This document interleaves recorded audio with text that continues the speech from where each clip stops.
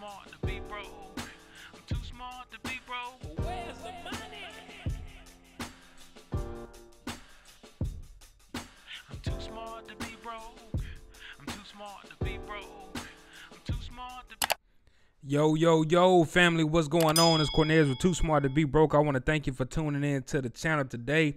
Look, I just got a quick video. I want to give y'all an update on Bitcoin as well as Ethereum. I know I had made a video the other day showing you all what was going on in the market.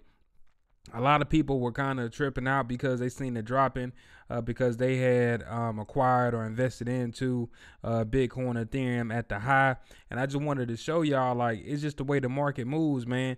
You know, it makes, you know, this is market structure pretty much. Higher highs, higher lows, lower highs, lower lows, you know, so on and so forth. But I'm not going to get into all that. I'm just going to ahead switch over here to the charts, and I'm gonna just give y'all a little bit of quick insight on it. Get over here real quick. All right. So as y'all can see, family, right here, you know, this is approximately where we're at on this chart. It says about at 39,430. You know, depending on what broker or chart that you're looking at, it may vary a little bit.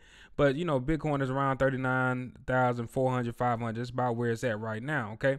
But you can see over here on January 9th, all right, it peaked up, you know, almost hit 42,000. And then January 10th, it started actually dropping, and people were calling it a crash. Okay, this is actually a 4-hour chart I'm looking on, so depending on what chart you're looking at, the breakdown will look a little bit different. And you can see on January 11th, all right, it started making a little bit of move up, then it came back down, and now it's pushing back up, and it looks like it's trying to take out this level right here, right, trying to make a high. Now if it doesn't break this level, then it'll go back down and test one of these areas below. And that's just how the market works. All right, so essentially when people were talking about that it was crashing or it was going down, this is actually a better time to actually buy. You know, when it went down here to what, 31,000.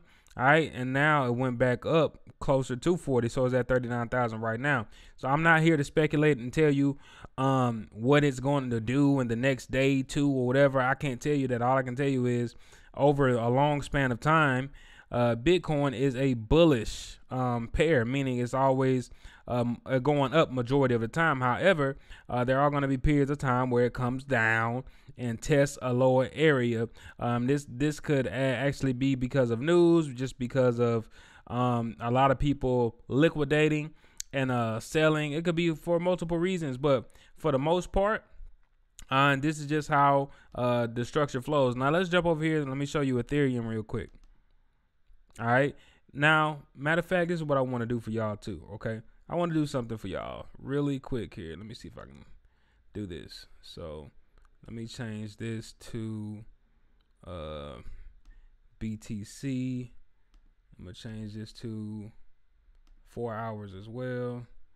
Let me take off this this indicator. So on the left, okay, I actually have a 4-hour Bitcoin chart, and on the right, I have a 4-hour Ethereum chart. All right.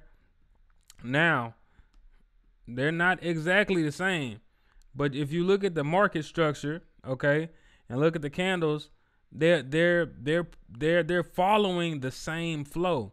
So not all coins, but most of the tokens are actually going to follow suit with Bitcoin because it's one of the big one of the big players that tend to follow. Okay, now Ethereum is going to be its own thing, but I just wanted to show y'all, if y'all look at the charts, you can see the W here, okay, and you can see it right here as well.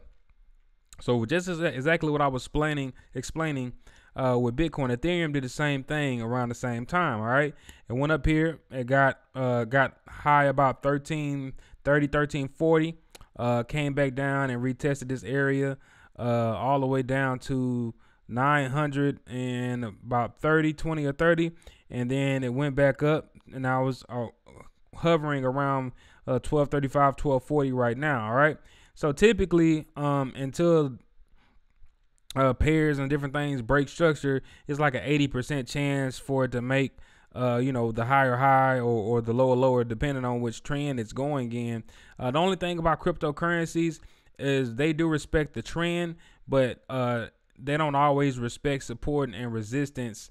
Sometimes if they want to take off, it'll take off and whatnot. So something else to be what I've noticed from looking at cryptos for a while, specifically with Bitcoin, Ethereum, and stuff like that, if it pushes up really fast, it's liable to come down and retest really fast as well. So be mindful of all that if you all are actually trading with forex or however you're investing in it. But don't be alarmed. I can't give you any financial advice or anything like that.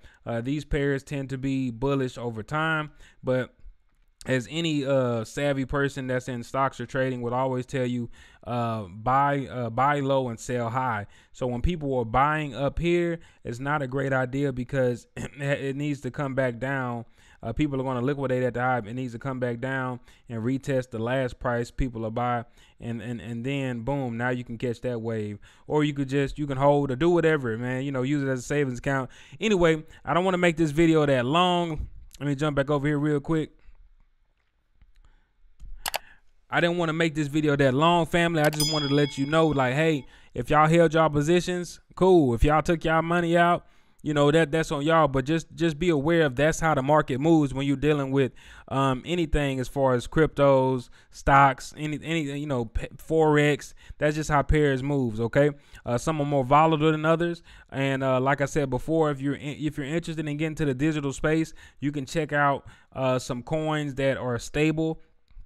Something like the USDT, USDC, the Pax coins, Tether, stuff like that. So, you're not losing or making any money. It's just really stable. So that's something you can look into as well. One of the places I use is crypto.com, but there's many others, but make sure to try to find you a wallet if you're getting into these. Me personally, I don't really like to, use Robinhood or Webull or PayPal or anything like that to invest in Bitcoin, because at that point I really don't control it. I like to have something in my wallet that if I needed to actually use as a currency to go buy some groceries or something, I could do that. All right. So with that being said, family, hope you all are doing well. Hope this video helps somebody out. Y'all let me know if y'all want me to continue giving y'all some updates, as far as cryptocurrencies and other things. All right. And by the way, y'all go get y'all a wallet once again, man. And we in the digital space, man. Plenty of them. Crypto.com, BitPay is good, especially you can accept that for your business. You got other wallets like Clever, Trust Wallet, and things like that. But always do your due diligence and read the terms. Some people like to have a little bit more privacy with their coins, hence the decentralized and the decentralized finance tokens that are really good to look at as well. All right, with that being said, I'll see y'all next time. Peace.